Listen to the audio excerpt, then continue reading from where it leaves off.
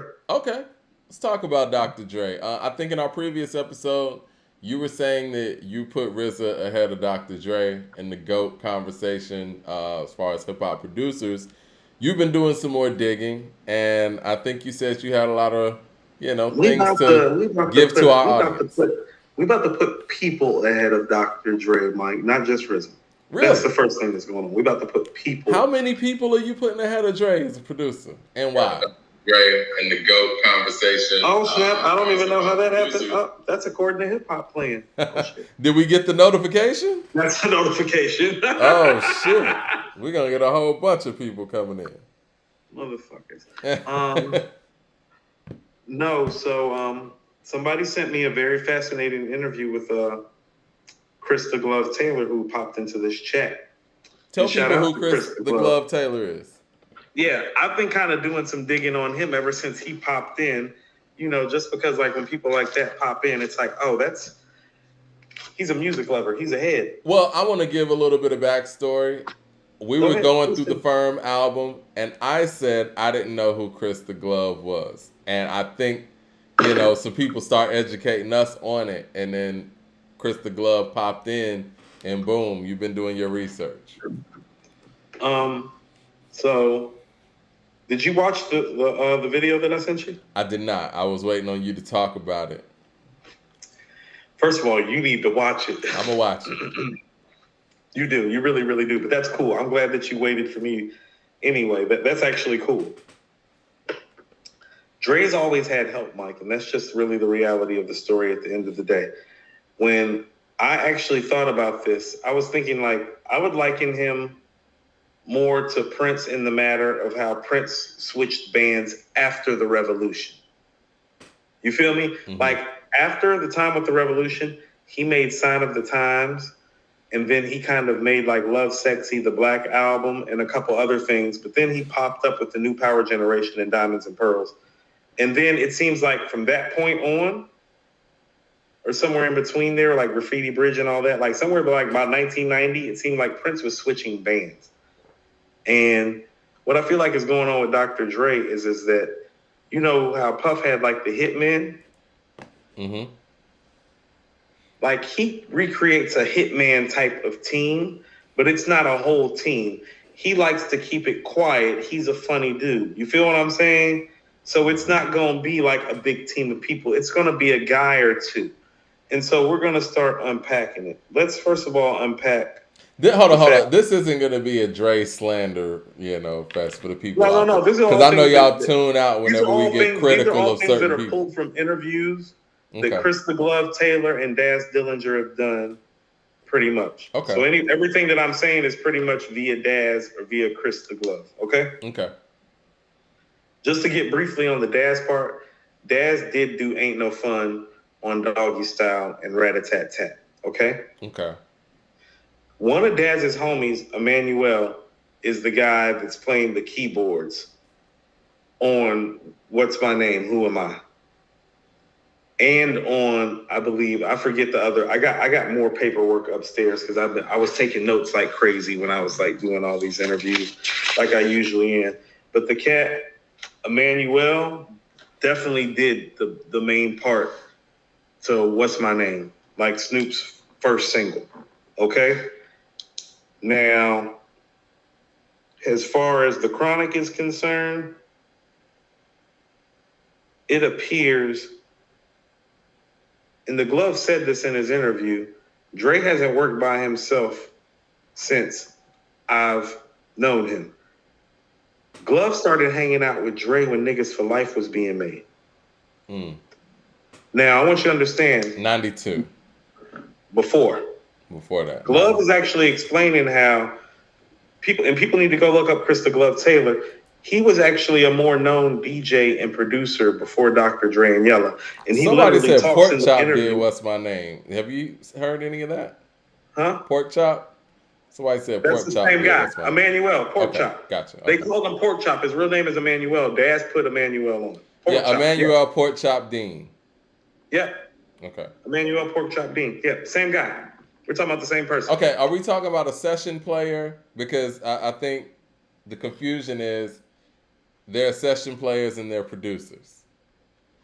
Okay, so he's a session player. He's a session player that laid the strings and the keyboards for that record and never got credit. Don't you think that's kind of big, seeing how Snoop's album, like, think about this. Snoop's album got released before Gin and Juice did. It's the first rap album to go #1 on the charts, and it was there for 4 weeks straight, if memory serves. That is off the strength of What's My Name? So don't you think session players deserve credit when something like that monumental is happening? I mean, I'm just asking questions here. No, I agree with you, and think something. Especially when it's the keys on there that make the record, Mike. Well, I think it's something that's problematic is when we watch a film like the biopic, the Straight Outta Compton. You remember when he did G Thing, right? It was like they showed Dre at the keyboard. He was telling Snoop to come over, and he's playing G Thing on the keyboard like that wasn't a sample from Leon. You know what I'm saying? Like, no, somebody found you the record, or you found the record and you sampled it and you made the record. It wasn't like he was on the keys creating. And I think that when we have these notions in our head about the creation of it, these session players get left off. That's why I was bringing all that around. So first of all, when people like Sade are like giving credits for like session players, they don't get left out. Right. You get what I'm saying? So it's like they're grander artists than other genres of music. Even the Funk Brothers, when it comes to Motown. Like how about this? If people like Fiona Apple don't put people like John Bryan down in the credits, people like Kanye West maybe don't find out who that person is, and we don't get late registration. So credit matters. I mean, even the Funk Brothers, when you talk about Motown, like they were the session players, even though Holland, Dozier, and Holland were the producers, and Smokey Robinson were producing, but they still gave credit to the session players. Correct, because it matters, because they're helping create these melodies that are being held forever and are timeless classics. Yeah. And they are the originators of them in some cases. Now, let's stay on the Chronic right quick. Chris the Glove is literally talking about how him and Dre are riding around Cali. Like, you have to understand, when he's meeting him, he explains this. He's like, you have to understand, I'm the fancy nigga from West LA, and these are the dangerous hood niggas from Compton that just started getting money. He had been getting money. He had did a record. I forget the record. I wish I had the rest of my notes with me. I have notes everywhere. But he already had sold 4 million records by the time he's meeting Dre. So he's already been getting money and been getting checks, okay? Mm-hmm. I feel like I actually need to go get the rest of my notes right quick. If you got to go get the rest of your notes, fine. Do you know where they're at? I do so much writing, Mike. It's ridiculous. No, it's keep going. I'll find the record that you're talking about. If you want to keep going, I'll just find the record. Yeah. Pull up Chris the Glove Taylor. Yeah. Right quick. But just to keep going right quick, Glove is responsible for so many things, but the whole G-Funk sampling thing, that's not just Dr. Dre's idea. And so what Glove was saying was like, no, the whole idea to switch to the whole G-Funk thing that the Chronic is based on, that's not Dre's idea. That's our idea. That's me and Dre riding together through Cali trying to figure out how we're going to switch shit up. And you have to understand, the Glove was more of the music producer, not the rap producer, the music guy. He's the one that's riding with Dre like, no, we need to be doing this G-Funk shit. So when he's talking about this whole G-Funk era thing, it's like the Glove is saying it's like, no. The conversations with Dre help inspire that. And this is what I mean about how he's kind of like, he's a co-producer. He's one of those people that's like my homie Wop was telling me, who plugged me to Curry, like from the Bad Boy thing when he came in the studio and I was by myself. He's like, Coop, that's not how you do it. He's like, you need the people around you to inspire you, to give you your ideas and stuff. This is what Dre does. Like, so from early on, he's using Chris the Glove Taylor because he knows what the Glove does is different than what NWA is doing. The Glove done sold 4 million records doing some non-rap shit. So when the Glove is talking to him about doing the G-Funk shit, Dre is thinking to himself, that probably might sell more records. You feel what I'm saying? Right. And so this is what the Glove said. He said, Dre is a project manager and a master sampler and a great director, not a beat maker. He said, you want to talk about the Chronic, Greg Royal and Colin Wolfe, their contributions to the Chronic. He brought up the fact I've never heard of those names, by the way. Huh? I've never heard of those names before. Yeah, Greg Royal and Colin Wolfe. Look them up. I'd never heard of those names either, and I still haven't had time to research them totally. Here's another thing that I realized. Glove is the one that's responsible for bringing Mailman in. Check this out. I didn't know that. Mailman is from Pittsburgh. Mailman is part of Sam Snead's camp. Okay? So they have been trying to get Mel out.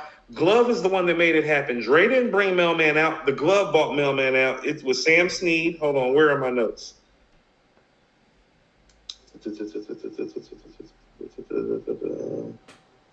Butter, Sam Snead, Scooby-Doo, and Mailman. So yeah, this is kind of like a hitman team almost. That's what I mean. He's like Puff. He's sitting up here sourcing out the talent and using the talent that's around him. He's using the cat that's making the R&B record that's blowing up from West LA and pulling the ideas to use the Chronic. You know? And that's not even counting Warren G and Daz. If I'm not mistaken, Nothing But a G Thing is Chris the Glove's idea. Let me go try to find the rest of my notes right quick. I'm going to come right back while you kind of like go through it with the people right quick. Okay. But I know you've had some thoughts about this as well. And I want you to, and here's the part that we need to go ahead and stress off of while I'm going right quick. And I'm coming right back because I got to get ready to go to this show. I want you to understand something, Chris the Glove Taylor. Chris he from West LA, not East LA, not Compton, Inglewood. You get what I'm saying? Like he from more what you would call the suburb or bougie side area. He said, this for everybody that loves Mr. Morale and the Big Steppers. He says, we make records for niggas to ride to over here. I'll be right back, Mike. Yo, I know you guys had took issue, at least I think I was reading some of Mannan's comments from last show. This is not a slander. We're just trying to, put everything in context because I've always said that Dr. Dre is the greatest hip-hop producer of all time, but we want to be fair. If we're going to hold help against, certain people, we got to consider, everybody that's involved in, Dr. Dre and his creation of it. And we also saw what you guys had to say about, our discussion about Kendrick. Listen, to say Kendrick is not top 10 yet, it's not slander. And I think that, again, Mr. Morale, it's something that he can bounce back from. Do I think he will? I don't see it right now, especially with the 5-year break and with, that album in his chamber. But, it's possible. I could be wrong. Eric Terrell with the Super Chat says, when people didn't get credit, Dre worked with Easy and Jerry Heller. Death Row is Suge Knight.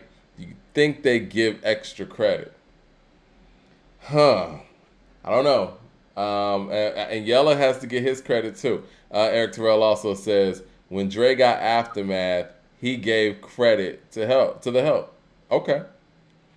Dre is Quincy Jones. I don't know. Quincy Jones is more of an arranger, and I think, like we said in the previous episode, Dre is a producer from a traditional standpoint. And see, in hip-hop producers are able to kind of just do everything all in one. I mean, that's what the MPC and all of that's for. So it's very difficult to rate him based on the traditional model when you got people like Pete Rock that go in there and just make the record themselves. They'll make a true master themselves. There's no middle person in there. There's no help with that. There's no help with they reminisce over you. Yeah, like just the world the is whole yours. Yeah, the whole Down with the Kings. Yeah. The saga begins. So it makes you look at it different, and we got to be fair. It's like, okay, imagine if let's just be real. Close your eyes and imagine if Pete Rock had the kind of help that Dre has. What kind of catalog would he have? No, I told you we're about to slide him back. It's like, oh no, Dilla, Pete Rock, Primo, Q-Tip. Imagine Q-Tip made the low-end theory by himself. He made the low-end theory by himself. Come on, man. We got to be real. Now, for the people out there who think this is slander, with all of the help that we're talking about on the Chronic, and then you got Q-Tip who made the low-end theory by himself, which feat do you think is more impressive as a producer? Oh, hold on. We're not. Yeah, we're not. Yeah, hold on. Yeah, Pork Chop played the keyboards on Gin and Juice and What's My Name. Okay, think about this. Those are the first two singles off of Doggy Style. Yeah. That's a top five. That's a top five rap album. It's definitely a top 10 rap album. It's the first rap album to ever go number one. It's definitely the first rap album to sell 5 million records, like from a real rapper, like not Vanilla Ice. You feel what I'm I know what saying? you It's the mean. first real rap album to like sell some 5 million records. It's like, no, that's a rap album selling On some 5 million. hardcore shit, not on some Like on crossover some rap shit, it Yeah. sold 5 million records. And this guy did the keyboards on the first two singles. Don't tell me that that's not important. Like, let's go to some more stuff. He did admit this. He's like, Dre is like an A&R. He has an eye and an ear for talent. Sounds like Puff once again. Okay? Listen to this.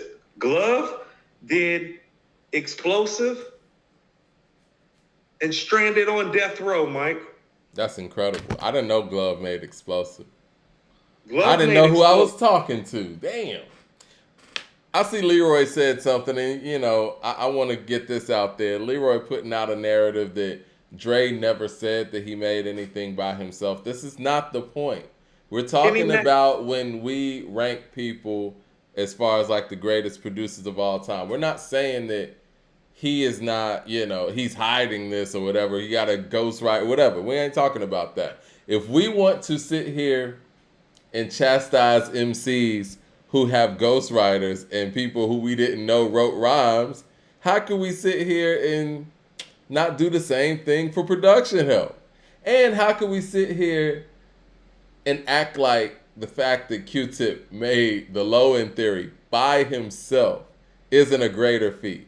You hear those samples on the Low End Theory? He found those, man. He found those. Let's unpack this right quick. First of all, Kenny Mack is right. The Glove got his start. He's Ice-T's original DJ, Mike. That's what I'm saying. Like, he precedes NWA. He was in breaking. So, yeah. Yeah. So he's talking on there. He's like, like Dre and Yellow was DJs. He's like, no, I was a DJ. Couldn't nobody fuck with me. Like, I was that nigga in LA. Yeah. You feel me? And he was, because he was on and getting money before these dudes. And he didn't even try to kick it to them like that. Like, his people had to tell Dre and them, it's like, like, that's what he really does. He was just on some, like, LA, like, I got money shit with them. Now, listen to this. He did the keyboards to California Love. Mike, the keyboards are what make California Love. Okay. Think about it. All right. I think he did the keyboards to California Love. He did Explosive. He did Stranded on Death Row. Think about he is part of the reason that the G-Funk samples got used for the Chronic. We're not done yet. Let me get the Mad Max super chat. He says, Dre is not the greatest producer ever. More Interscope Jedi mind tricks for me. Daz, Devontae, RZA, Heatmakers, Ye, Havoc, Pete Rock, the best producers, and I like the guy who produced Lil Sim's album and Exile. Yeah, Exile's dope too. So let me run this down right quick. Do you remember that double XL photo where it's like Dre's vault? Mm-hmm. Okay, so Glove talks about it. He's like, that's not really Dre's vault. He's like, about 70% of the stuff that you're looking at is my shit that's in there that never got released because of their business practices. He said, so this is how they would do you. They would tell you that they would pay you like 15, 20 G's for a placement, and you would give them 10 records, right? So you thinking you're going to make like $250,000. They would intentionally only take one of the records, and so you left with like 10, 15 G's. That's kind of how they kept you hustling and kept you working. He also brought up the fact that because of Suge and how the Bloods was involved with it, that you was damn near scared to fucking do some shit. Like, do I want to fuck with these dudes on some gangster shit about my money? Now, Dre knew all of this. You know what I'm saying? So when he broke off from Aftermath and he started doing stuff with Glove, because Glove didn't really get the credit that he deserved for the Chronic stuff, for the Doggy Style stuff, really. You know what I'm saying? Or really anything like that. He worked with Dre on the deep cover shit. Wow. Right, Mike. He's been around the whole time. He's been around since Niggas for Life. The Glove been around since Niggas for Life, Mike. I was thinking the Glove just came around during the Firm. You're thinking the Firm. No. He literally says it. So let's get to the Firm. The Firm is the payback for getting fucked over. Right. For all of those years. And he said, he's like, Dre's done for me. He's like, Dre paid for my nanny for 2 years. You know what I'm saying? Like, Interscope has a nanny, apparently. that like does Iveen, does Dre. The Glove had the same nanny for a couple of years. He said it's like a 17-year-old Filipino chick. Okay? Yeah. So listen to what he says about Mailman, because they asked him, they're like, didn't Mailman do Untouchable and Throw Your Guns? There's like, he did. They're like, well, why is Dre on it? He said, I made him put Dre put his name on there because that's what I had to do. So Dre was going to let Mailman take credit, and he was like, oh, no, nigga, for all the shit that I done been through, you're going to put your name right next to the shit the same way you made me put my name next to shit. You feel me? Like, the same way you saying that you co-producing Phone Tap is the same way you going to say you co-producing Untouchable. You feel me? And so, but Mailman and The Glove, pretty much all those beats that say co-produced by Dr. Dre, if it says Mailman or The Glove next to it, it's them pretty much. It's pretty much what he's telling you. And he's the one that brought Mailman in, who was already part of that Pittsburgh camp.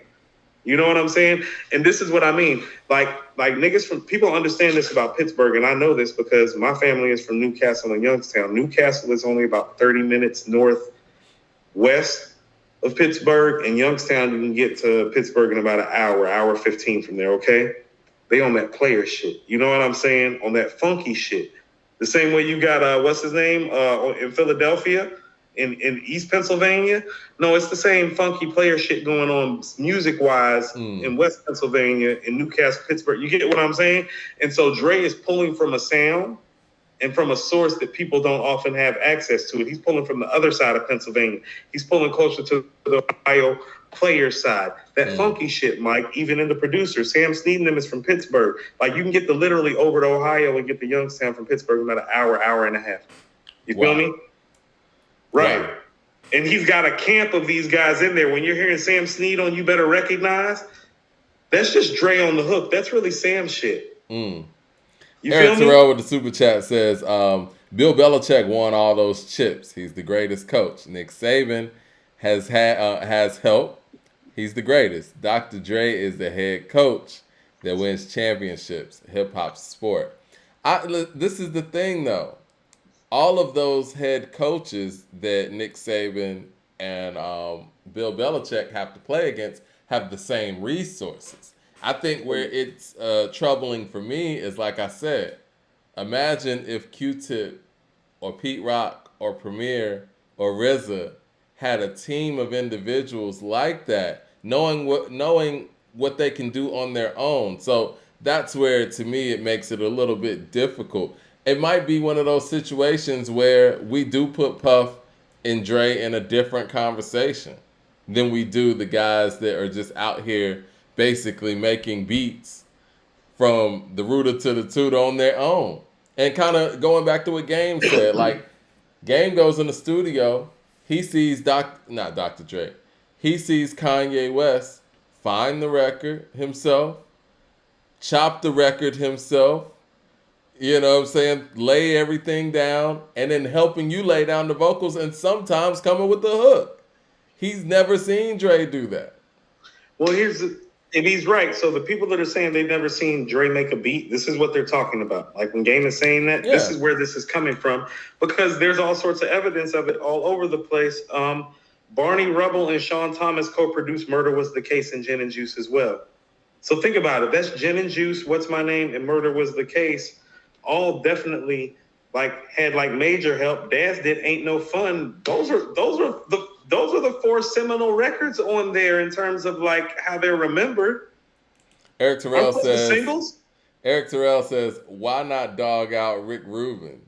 Give Dre a break. We're not dogging out anybody. And honestly, when it comes to Rick Rubin, though, we don't really put him in these production conversations with hip hop. He's more of he had his era in hip hop. He's more of a just overall producer.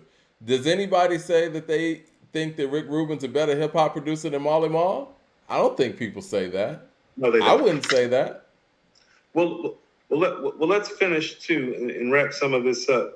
So I really feel like after listening to The Glove, is that The Glove actually did himself a lot of favors by working with Dre because he was able to brand out and branch into other things. And when you watch the interview, we can get back into it, Mike, because I want you to watch it too, because I think you're going to have some piggyback thoughts. Mm-hmm. I'm just glossing over the musical and production side because there's a lot of other stuff to unpack in that interview that I sent you. I think for me though, and not to cut you off, I think the biggest thing for me is the creative side of it. And I think that it's one thing where, like you said, somebody's playing the chorus for California Love, but who found the record and was like, we're going to flip this into this?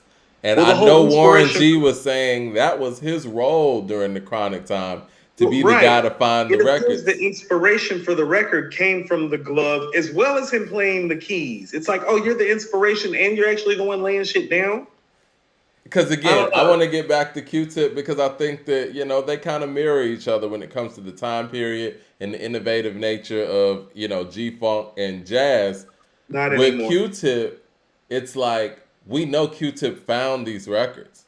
He found these samples because he was that in the same used. record stores with Large Professor and Pete Rock and DJ Premier, and they all tell stories about how they were all running around to the same record stores trying to beat each other out for the best samples. Yeah, because when you think about Dilla and Q-Tip, they would find areas in the record that weren't like the first couple of seconds of the record. Like they were listening to the record. Yeah, you have to listen to Think Twice all the way into like the 6-minute mark to hear what's the song I'm thinking about? Footprints and that sample. And then after Q-Tip did Footprints, then you got Lisa using that sample too. Like Q-Tip's always the guy who's using that loop first. He did the digging. And I think that from a creative standpoint, I always am amazed by Tribe's records. Like, yo, how did this nigga hear a hip hop record in this?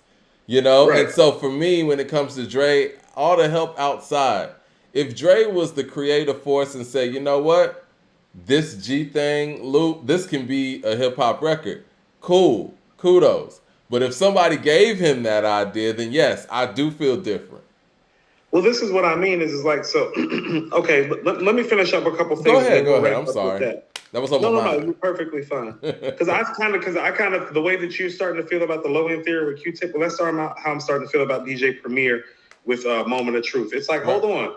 DJ Premier didn't have no fucking help on the Moment of Truth. And when he wasn't doing Moment of the Truth, he was giving Biggie, Nas, and Jay-Z some of their best stuff. Yeah. By his damn self. That $1 million in one loop. Moment of Truth. Moment of Truth comes out in 1998, which means they're working on that album sometime in 1996 and 1997, which means he's giving Biggie and Jay-Z and Nas records while he is working on Moment of Truth. That $1 million in one loop, crazy. We all heard that Aaliyah record, but what he did to it, million. That's always impressive to me when somebody takes a record that you've heard a lot and turns it into something else. Like what Just Blaze did with Kingdom Come with Super Freak. Like, I didn't even realize that was Super Freak when I heard it initially. But listen to what the glove says. And I've been saying this too. He said the biggest mistake about the Firm album was dropping Firm Biz and not dropping Phone Tap. He said, how can you hear Phone Tap and not drop Phone Tap? Now, obviously, he might feel that way because now, Mike, now that we're looking back about it, we know who the real producer of Phone Tap is, and it's not Dr. Dre. Yeah. Dr. Dre's the arranger of Phone Tap, like Chris the Glove made Phone Tap. Listen to what he says. He says, if you drop Phone Tap, you do 2 million out the gate, and we're talking today about an album that's probably sold 8 million records. I don't know about that, but I feel. No. I mean, look at this guy's resume. Like think about it. Look at this guy's resume when he's saying that. Because think about it, the Firm did 1.5, like relatively like Phone Tap was like that, Mike. That like they really did lose buzz when they dropped Firm Biz because we were all like, "What the fuck is that?" You're right, because if Firm Biz would have came second or third, people would have dealt with it. Right, we would have dealt with it. Yeah. But when you heard Phone Tap, it's like, hold on, you had this, you didn't drop this. When the producer says that, I think that's strong. The producers usually don't talk like that about projects. This is what I'll say about Phone Tap, and I could be wrong, and somebody in the chat correct me if I am wrong. That sound that was on Phone Tap, I feel like was that next phase of Aftermath. Well, not next phase, but that was like the beginning and the foundation of Aftermath's sound. Well, let me finish. It was, and the glove is very important in a lot of ways, for better and for worse, for his own well-being. Because here's what I think happened: is that I think by bringing Mailman in for the Firm album and by making Phone Tap and records like that. I think he set the blueprint and the template for a couple things. First of all, Mailman, like, he made sure that Dre put his name on all the records, and here's what his rationale was for it. If you just put, and this is what the Glove used to say, if you just put my name on the record now, it ain't gonna pop. No, nigga, put your name on the record now, even though I did it. And so that set the stage for Dre taking credit for the record, even though the Glove was looking at it. It's like, no, I've been getting fucked over for years. I want my get back. I'm gonna get more money if it says you co-produced it.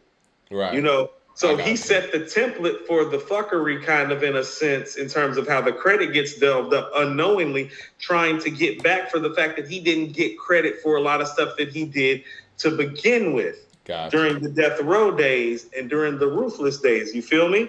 And so he's the one that actually set the template and literally made Dre put Mailman on it. And then Dre probably thought about it, and this is guilty conscious speaking. He's like, I need to do this for everybody moving forward because I fucked Chris over at Ruthless and Death Row. And so that's why you see co-produced by. It's not Dre trying to fuck them over. It's actually saying, well, even though you did it, if you put my name on it, it helps you. Yeah. But it's in a bad template in terms of what we know is his. And so here's really what's going on with it at that point. When Dre is realizing all this probably, and he's hearing Mailman make beats too, and Glove is not realizing this, the Glove is being replaced slowly and surely by Mailman and then Mike Elizondo on 2001. Because Dre is realizing, oh shit, I can keep on doing this and kind of take Fam's template. Because Glove is the same age as Dre damn near. So he's like, oh no, we getting old.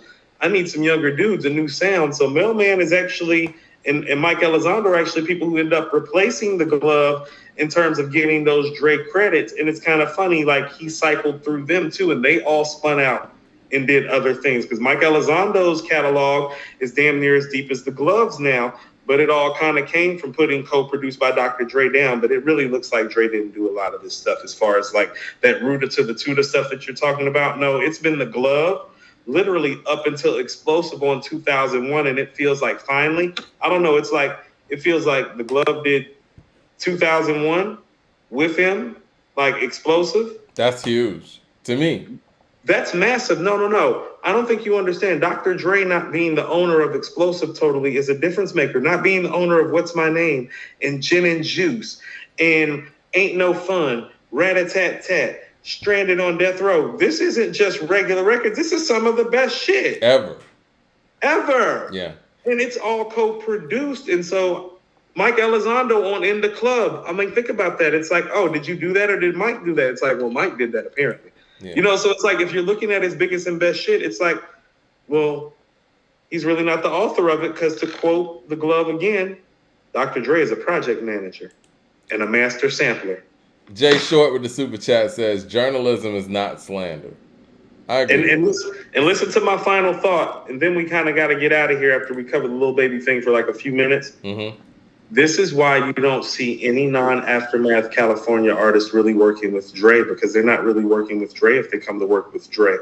And that's why Busta is probably not telling you the full details. Like, he's having me record over and over and over again. It's like, oh, well, he's not there in the studio live when you're there to pause you or to tell you to stop. He's hearing the records after they're done and telling you what you need to do over again. Oh. You see, I noticed that when you said that, that made me pause for a second. He said, yeah, Busta going over and over again. I'm like, hold on. I'm like, Six never had me record whole records over again. But then I thought about it. Six was always right there. It's like, nah, nigga, stop. That makes sense. Do it again. Yeah. I never did a whole song over because my executive producer and my engineer, my Rooter to the Tutor guy, like my guy did everything. So he was sitting right there with me. I never recorded a whole song over. Never. I did whole takes over. I did ad-libs over. Did stacks over. I never did a whole song over. The song over. You hear some shit after the fact when you're doing songs over, Mike. CJ Kid with the super chat says, with all this info, can we say Moment of Truth is better than The Chronic since most of it wasn't even Dre? So do the Chronic and Doggy Style get docked out of the top 10? Not the albums, but maybe the production credit part of it. Because the albums are what they are. Production credits matter. If all this shit is co-produced And listen, this is what I'm Now, saying if about you what the ask glove. me who's the better producer between Q-Tip and Dre, if we're matching up, what's the better production job? Q-Tip on the Low End Theory or Dre on the Chronic? Yes, my Right. answer might be Q-Tip. Now now the answer is Q-Tip and it's clear because here's what we know. It really appears that the glove set the template musically and business wise by him getting fucked over early on for what Dre does and how he does it. It's like the glove did the early work and didn't get credit. And so the glove got his work for the firm and some other stuff. You know what I mean? He pretty much got his work moving forward after he got fucked over, which set the template, but it also set the template for Dre putting his name on stuff that he's not the author of. Mel with the super chat says the firm flopped because the main artists were only on like 4 songs. Didn't matter what single was released. We wanted to hear Nas, AZ, and Foxy, and we didn't. The firm biz is that, unfortunately. Right, Okay. right. Okay. We gotta Let's get to the Lil Baby album. I gotta get out of here in a minute, Mike. Okay. So does anybody have any? Like all of this is stuff that I pulled from Daz in Chris the Glove Taylor interviews. This is all like factual. So all the information is out there. People can go out there, do their Googles, and find all this stuff out themselves as well. Jay Short says, so this is why it takes Dre so long. He's not a perfectionist as advertised. He has all these collaborative parts that he has to piece together. Interesting. So a great way to end this would be Chris the Glove's thought on Compton. This interview is happening shortly after Compton got released. Listen to what he said about Compton. He said, Compton is too busy. It is. He says, there's no Corrupt on there and there's no Glove on there, and that's what's wrong with the album. You got to have something for the streets. And when he's saying it's too busy, you know what he's saying? You got too many chefs in the kitchen cooking up too many dishes, rambling too much. You don't have any conciseness going on. Because here's the thing. You're a real project manager now. Now you got a whole operation of people. You don't just have like Chris the Glove and Mailman and Mike. You don't have 1 or 2 or 3 people. You got 6, 7, 8, 9 people now, and it's harder to get the best of their best and put it together and make it fit. It's too many sounds. He's saying nice. When he's saying too busy, he's being nice for saying you got too many niggas making beats, nigga. Well, you would think though, as an arranger, the Compton album would have been his time to do that as well.